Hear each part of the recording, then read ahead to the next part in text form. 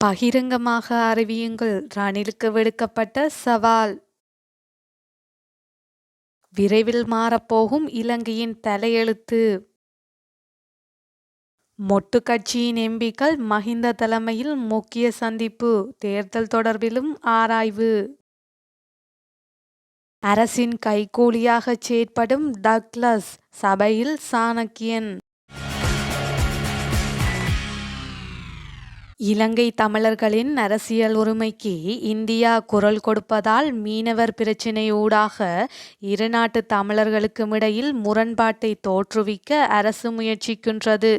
அதன் ஒரு முயற்சியாக வடக்கு கிழக்கு மீனவர்களுக்கும் இந்திய மீனவர்களுக்கும் இடையில் மோதல்களை முரண்பாடுகளை தீவிரப்படுத்தும் வகையில் கடற்தொழில் அமைச்சர் டக்ளஸ் தேவானந்தா அரசின் கைக்கூலியாக செயற்படுகின்றார் என இலங்கை தமிழரசு கட்சியின் மட்டக்களப்பு மாவட்ட எம்பி ரா சாணக்கியன் குற்றம் சாட்டியுள்ளார்.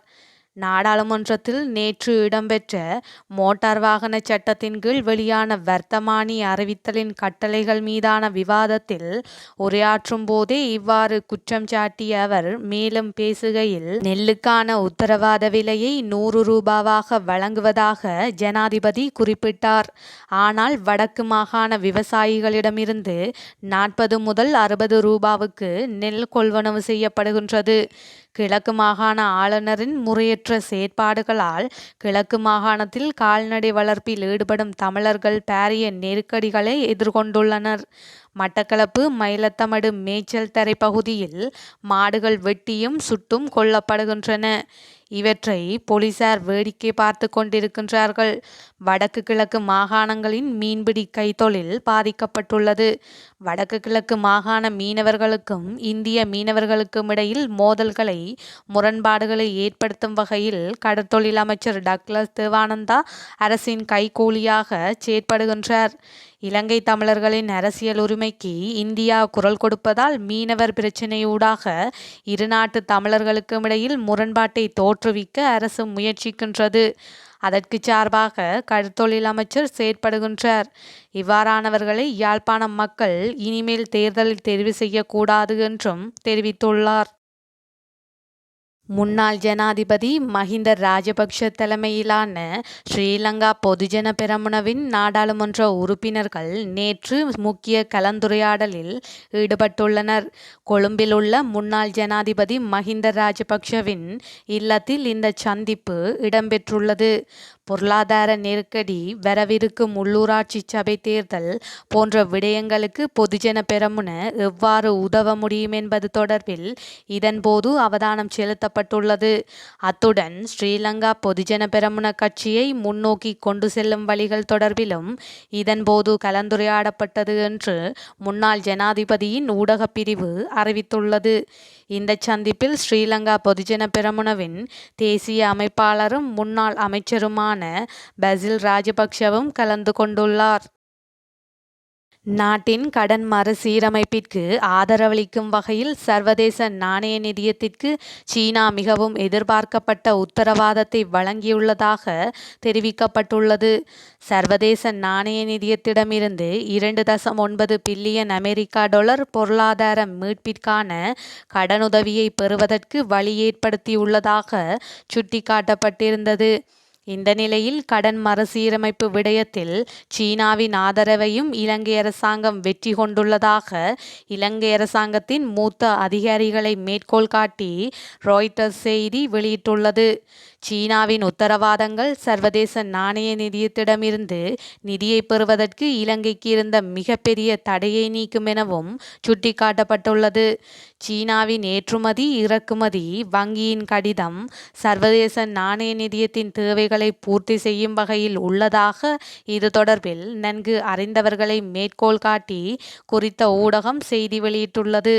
இந்தியா மற்றும் பாரிஸ் கிளப் ஏற்கனவே தேவையான உத்தரவாதங்களை வழங்கியுள்ள நிலையில் இந்த மாதத்திற்குள் இலங்கைக்கு சர்வதேச நாணய நிதியத்தின் கடனுதவி கிடைக்கும் என இலங்கை ஜனாதிபதி ரணில் விக்ரமசிங்கவும் நம்பிக்கை வெளியிட்டுள்ளார். குறிப்பாக கடன் வழங்குனர்கள் வழங்கிய உத்தரவாதத்திற்கு மேலதிகமாக சர்வதேச நாணய நிதியத்தின் 15 நிபந்தனைகளையும் இலங்கை அரசாங்கம் நிறைவேற்றியுள்ளதாக இலங்கை ஜனாதிபதி ரணில் மேலும் சுட்டிக்காட்டியுள்ளார். இதனிடையே அமெரிக்க திரைசேரி செயலாளர் ஜெனட் ஜேலனுடனும் இலங்கை ஜனாதிபதி ரணில் விக்ரமசிங்க கலந்துரையாடியுள்ளார்.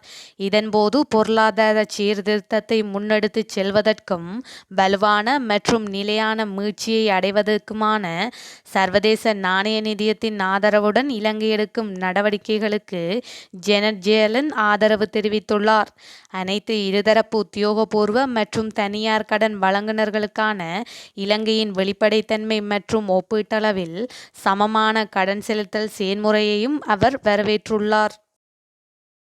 யாழ்ப்பாணம் சாவகச்சேரியில் ஆட்டிறைச்சி எலும்பு மார்பு குருதி குழாயில் சிக்கிக் கொண்டதால் குடும்ப பெண்ணொருவர் பரிதாபமாக உயிரிழந்துள்ளார். இந்த சம்பவத்தில் மட்டுவில் தெற்கைச் சேர்ந்த 46 வயதான லோகேந்திரகுமார் மேரி ஜெனிஸ்ட்ரா என்ற 2 பிள்ளைகளின் தாயாரை இவ்வாறு உயிரிழந்துள்ளார். இந்த சம்பவம் தொடர்பில் மேலும் தெரிய வருவது, கடந்த மாதம் 25ஆம் தேதி அவர் ஆட்டிறைச்சி சாப்பிட்டுள்ளார். ஆட்டிறைச்சி எலும்பு தொண்டைக்குள் சிக்கியுள்ளது. அதனால் அவர் வாழைப்பழம் சாப்பிட்டுள்ளார். எலும்பு மார்பு பகுதி வரை இறங்கி சிக்கி கொண்டுள்ளது. மறுநாள் யாழ் போதனா மருத்துவமனையில் சேர்க்கப்பட்டு சிகிச்சை பெற்றுள்ளார். அவரது வாயூடாக கேமரா செலுத்தி ஆராய மருத்துவர்கள் முற்பட்டுள்ளனர். இருப்பினும் அதற்கு அனுமதிக்காத குடும்ப பெண் வீடு திரும்பியுள்ளார். இந்த நிலையில் நேற்று முன்தினம் திங்கட்கிழமை குருதி வாந்தி எடுத்துள்ளார். உடனடியாக யாழ் போதனா மருத்துவமனையில் அவர் அனுமதிக்கப்பட்டார். இருப்பினும் சிகிச்சை பலனின்றி உயிரிழந்துள்ளார். கேமரா மூலம் பார்த்தபோது ஆட்டிறைச்சி எலும்பு குருதி குழாயில் குத்தியதாலேயே குருதி வாந்தி ஏற்பட்டுள்ளது என்று மருத்துவ அறிக்கையிடப்பட்டுள்ளது என்றும் விசாரணைகள் தெரிவிக்கப்படுகின்றது. இறப்பு விசாரணை யாழ் போதனா மருத்துவமனை திடீர் இறப்பு விசாரணை அதிகாரி நமச்சிவாயம் பிரேம்குமார் இன்றைய தினம் முன்னெடுத்தார். இளவாலை காவல்துறை பிரிவிற்குட்பட்ட பனிப்புலம் ஐயப்பன் கோவில் பகுதியில் கடந்த பிப்ரவரி மாதம் 26ஆம் தேதி ஒருவர் மீது வாளால் வெட்டி காயப்படுத்தி அவரது காரையும் சேதப்படுத்தி தப்பிச் சென்ற 4 கைது செய்யப்பட்டுள்ளனர். யாழ்ப்பாணம் மாவட்ட குற்றத்தடுப்பு பிரிவின் காவல்துறை பரிசோதகர் மேனன் தலைமையிலான குழுவினர் இன்று இவர்களை கைது செய்தனர். சந்தேக நபர்களிடம் மேற்கொண்ட விசாரணையில் கனடா நாட்டிலிருந்து 2 லட்சம் ரூபாய் பணம் அனுப்பப்பட்டு இந்த தாக்குதல் மேற்கொள்ளப்பட்டுள்ளது என தெரிய வந்துள்ளது. பனிப்புலம் மற்றும் சங்கானை பகுதியைச் சேர்ந்தவர்கள் இந்த தாக்குதல் சம்பவத்தில் ஈடுபட்டுள்ளனர் எனவும் கைது செய்யப்பட்டவர்களிடமிருந்து வாள் மற்றும் மோட்டார் சைக்கிள் என்பன கைப்பற்றப்பட்டுள்ளன என காவல்துறையினர் தெரிவித்துள்ளனர். விகாரைகளுக்கான மின் கட்டணத்தை 500% அதிகரிப்பதே இந்த யுகத்தின் மிகப்பெரிய பாவம் என வணக்கத்திற்குரிய கலாநிதி ஓமல்பே சோபித தேரர் தெரிவித்தார். மின்சார அமைச்சர் உள்ளிட்ட குழுவினரே இக்குற்றத்தை செய்துள்ளதாக அவர் தெரிவித்துள்ளார். மேலும் மின்கட்டண உயர்வு நேரத்தில் இந்திய உதவி திட்டத்தின் கீழ் விகாரைகள் உள்ளிட்ட மத வழிபாட்டு தலங்களுக்கு சோலர் பவர் செட் வழங்கப்படும் என்று தெரிவிக்கப்பட்ட போதிலும் தற்போது நாளிதழ்களில் விளம்பரம் கொடுத்து உதவி வசூலிப்பதாகவும் தெரிவித்தார். ஊடகவியலாளர் சந்திப்பில் கலந்து கொண்டு உரையாற்றிய சோபித தேரர் இதனூடாக மோசடி இடம்பெறுவதாக சந்தேகிக்கப்படுவதாகவும் அதற்கமைய விசாரணைகள் மேற்கொள்ளப்பட வேண்டும் என்றும் தெரிவித்தார். நீதிமன்றத்தின் தீர்ப்பின்படி தேர்தலுக்கு பணம் வழங்கப்படுமா என்பது குறித்து அதிபர் நாட்டுக்கு தெளிவான அறிவிப்பை வெளியிட வேண்டும் என மார்ச் 12 இயக்கம் தெரிவித்துள்ளது.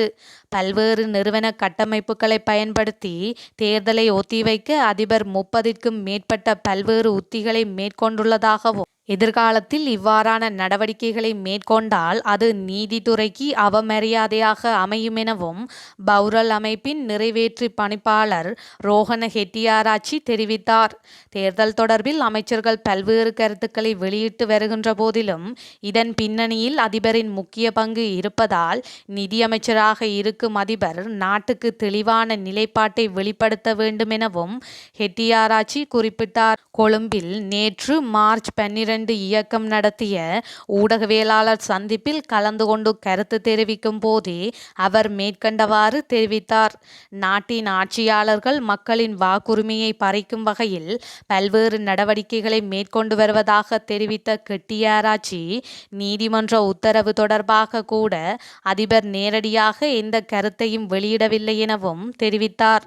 தேர்தலை ஒத்திவைக்க அரசாங்கம் பல்வேறு முயற்சிகளை மேற்கொண்டு வருகின்ற போதிலும் அனைத்து அரசியல் கட்சி தலைவர்களையும் ஒன்றிணைத்து அனைத்து கட்சி மாநாட்டையும் எதிர்வரும் 9ஆம் தேதி நடத்த திட்டமிட்டுள்ளதாகவும் அவர் குறிப்பிட்டுள்ளார். இந்தியாவில் கடந்த 3 வாரங்களாக கொரோனா வைரஸ் பாதிப்பு தொடர்ந்து அதிகரித்து வந்துள்ளது. தொடர்ந்து அதிகரித்தாலும் கொரோனா பாதிப்பு கடந்த வாரத்தில் 1898 ஆகவே உள்ளது. முதல் வாரம் கொரோனா பாதிப்பு 13%, இரண்டாவது வாரம் 39%, மூன்றாவது வாரம் 63% உயர்ந்துள்ளது. மகாராஷ்டிரத்தில்தான் அதிகமான பாதிப்புகள் பதிவாகியுள்ளன. நாடு முழுவதும் பல்வேறு வைரஸ் காய்ச்சல்கள் அதிகரித்து வரும் நிலையில் இதனூடே கொரோனா வைரஸ் பாதிப்பும் அதிகரித்துள்ளது. கடந்த 5 வாரங்களாகவே அதிகரிப்பு தொடர்ந்தாலும் கடந்த 3 வாரங்களாக அதன் விகிதம் சற்று அதிகமாக உள்ளது. அதன்படி கடந்த ஒரு வாரத்தில் மட்டும் நாட்டில் புதிதாக 1898 பேருக்கு கொரோனா பாதிப்பு உறுதி செய்யப்பட்டுள்ளது. அதற்கு முந்தைய வாரத்தில் 1163ஆகவும் அதற்கு முந்தைய வாரத்தில் 839ஆகவும் இருந்துள்ளது. இது மிகப்பெரிய தாக்கமாக பார்க்கப்படவில்லை என்றாலும் தொடர்ந்தும் அதிகரிக்கின்றது என்பது நிச்சயம் பொதுமக்கள் கவனம் செலுத்தப்பட வேண்டிய விஷயமாகவே உள்ளது. கடந்த ஆண்டு ஜூலை மாதத்துக்கு பின் தற்போதுதான் தொடர்ந்து கொரோனா வைரஸ் பாதிப்பு அதிகரிக்கும் போக்கு தொடங்கியிருக்கின்றது. அதற்கு முன்பும் அதிகரித்திருந்தாலும் 2 வாரங்களுக்கு மேல் நீடிக்காமல் இருந்துள்ளது. கடந்த ஜனவரி 23 தொடக்கம் 29ஆம் வாரத்தில் வெறும் 707 பேருக்குத்தான் கொரோனா உறுதி செய்யப்பட்டிருந்தது. கடந்த வாரத்தில் மட்டும் தென்னிந்தியா மற்றும் மகாராஷ்டிரா மாநிலங்களில் அதிகப்படியான பாதிப்பு உறுதி செய்யப்பட்டுள்ளது. எனவே மக்களே கூட்டமான இடங்களுக்கு செல்லும் போது அவதானமாக இருக்குமாறு அறிவுறுத்தப்பட்டுள்ளனர்.